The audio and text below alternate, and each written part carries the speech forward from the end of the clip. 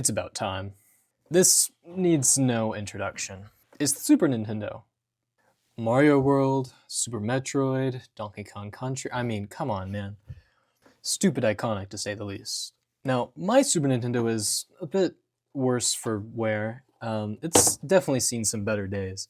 And actually, this one's a bit of a Frankenstein. This is maybe 4 different systems kind of cobbled together. The guy I bought this from probably had 50 of these in his garage, all in different pieces and parts. But why am I here talking? Well, this guy has some wavy gravy issues. It would still work, but if you knocked it, the power would turn off or whatever. But once I replaced it, all these wavy lines started showing up on the CRT. And it's a shame because this is like my favorite console. So it's high time I get it up and running again. Looking it up online, I've seen 2 major causes for this. One is a faulty power adapter, usually a cheap knockoff, but this is the original OEM Nintendo adapter online is. And the second issue is, of course, capacitors. Well, I think we know where this is going.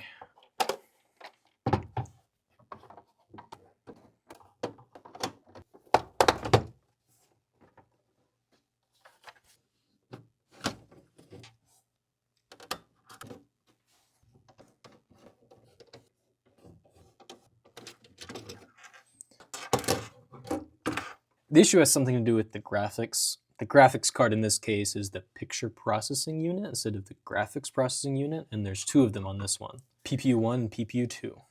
So I'm going to suspect any capacitors connected or nearby them.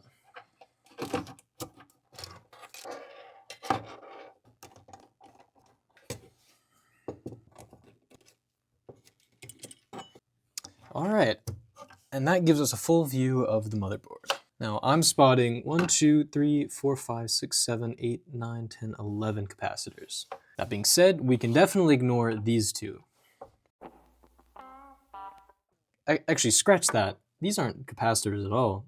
I thought it was one of these, which is a ceramic capacitor, but it appears this is some sort of crystal, and this is some sort of like a thermistor or something. I don't know, but that's kind of outside the scope. What I'm worried about are these 2 right here mostly. I can't tell if they're just dirty or if they're starting to leak. But in any case, I'm going to remove them and replace them with new capacitors just to be safe. I couldn't find my tweezers, so a brand new compact screwdriver to the rescue.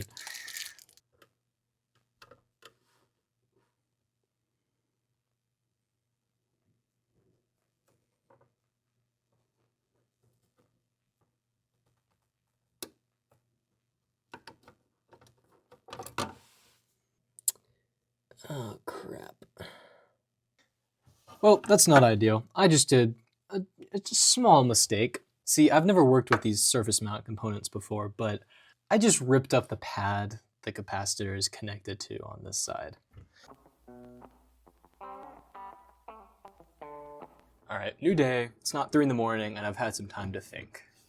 First off, I need to figure out where the broken pad connects to. It looks like it connects to this ground plane, but to make sure, I looked up the wiring diagram, and capacitor 64 here is 33 microfarads, 25 volts, and connects to ground, as it says right there. So I'm good to run a wire to just this metal plane right here, or I can cut off some of this, whatever, it doesn't matter.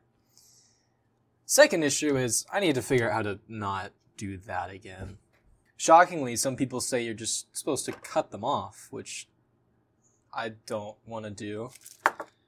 And I've heard other people mention a heat gun, but I don't have one of those.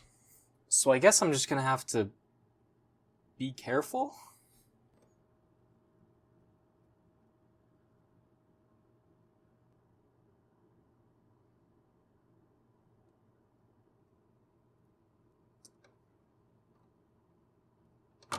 And with the art of being more careful, I have only ripped up a part of the solder pad, which means both pads I still have places to solder to for the new capacitors.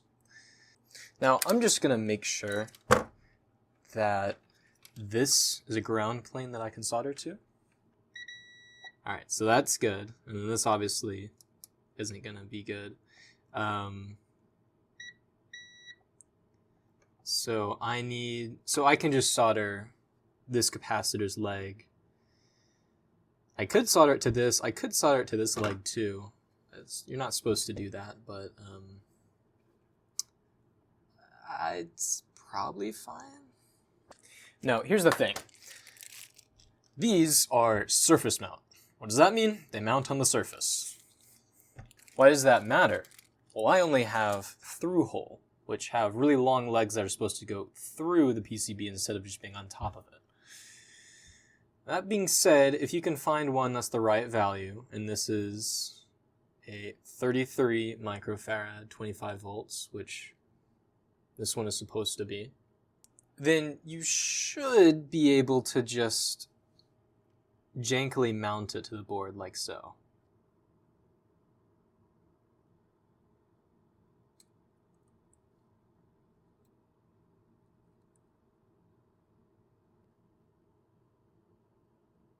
Actually, I've had just a bit of a stop and actually thought about what I was doing.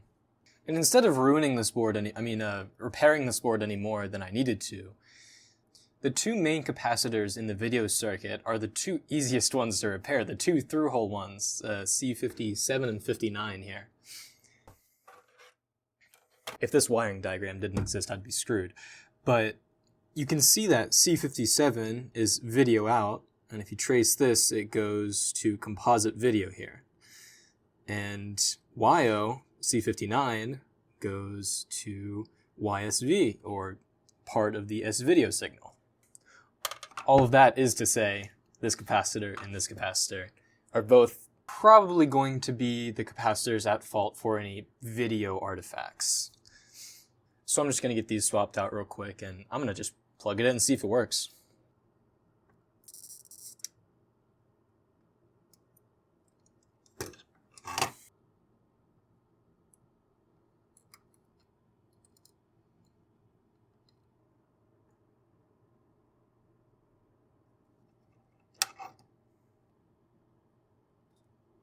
Alright, that's done. One interesting thing to note is the 220 microfarad capacitors here and here were 6.3 volts, which is a really specific thing.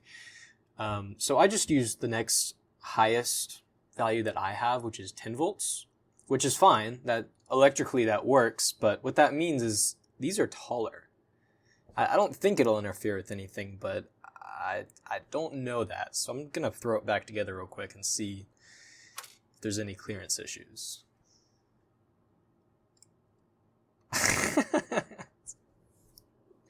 Okay, great start. Oh, that's gonna have to get moved.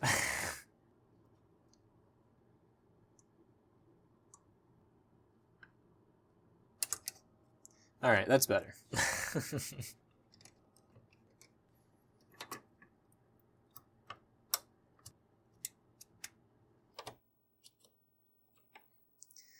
All right, moment of truth.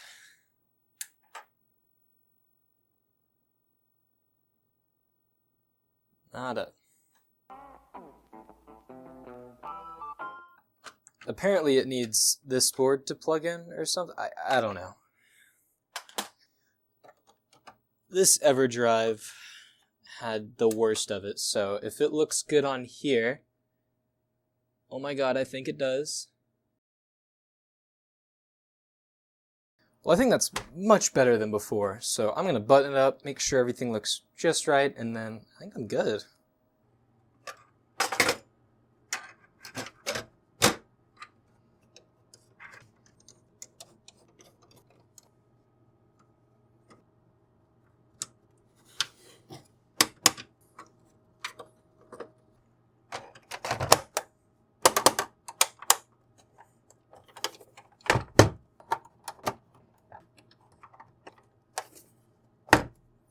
Now that it's finally back together, let's see what it looks like on the big screen.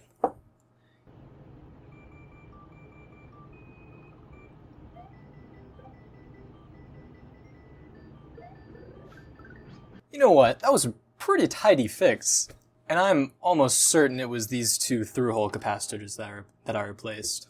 So in case anybody else is having this wavy lines issue, they probably won't be at the same spots as mine because there's like 10 revisions of the motherboard, but C57 and C59 are the two capacitors that you want to replace. But yeah, that was a super tidy job. And it's been 6 months waiting, but it's finally time for me to beat Chrono Trigger.